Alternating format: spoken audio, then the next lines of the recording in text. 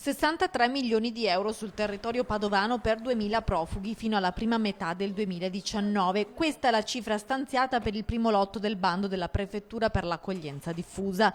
Ieri a Palazzo Santo Stefano sono state aperte le buste. Il primo classificato è il Consorzio Veneto Insieme, che riunisce 14 COP e che mette a disposizione 663 posti con un prezzo di 34,90 euro per profugo.